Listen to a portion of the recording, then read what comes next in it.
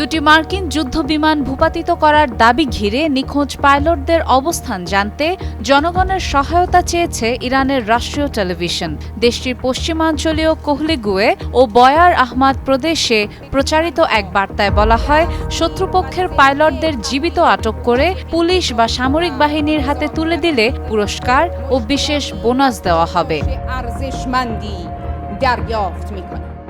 ইরানের দাবি, গত 24 ঘণ্টায় তারা দুটি মার্কিন যুদ্ধবিমান ভূপাতিত করেছে। এর মধ্যে শুক্রবার কোহলিগুয়ে ও বয়ার আহমাদ প্রদেশে একটি মার্কিন F-15E স্ট্রাইক ঈগল ভূপাতিত হয়েছে বলেও জানানো হয়। তবে এসব দাবির বিষয়ে যুক্তরাষ্ট্রের পক্ষ থেকে এখনও কোনো আনুষ্ঠানিক নিশ্চিতকরণ পাওয়া যায়নি। এদিকে সামাজিক মাধ্যমে ছড়িয়ে পড়া কিছু ভিডিওতে স্থানীয় বাসিন্দাদের একটি নিখোঁজ মার্কিন পাইলটের খোঁজে অংশ নিতে দেখা গেছে।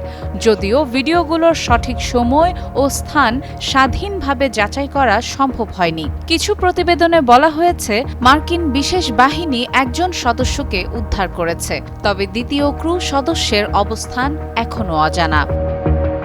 কোহলিগুয়ে ও বয়ার আহমাদ প্রদেশের পুলিশ জানিয়েছে, শত্রু পাইলটদের জীবিত ধরিয়ে দিতে পারলে প্রায় $70,000 মার্কিন পুরস্কার দেওয়া হবে। উল্লেখ্য, F-15E যুদ্ধবিমানে সাধারণত দুজন সদস্য থাকেন, একজন পাইলট ও একজন অস্ত্র ব্যবস্থা কর্মকর্তা।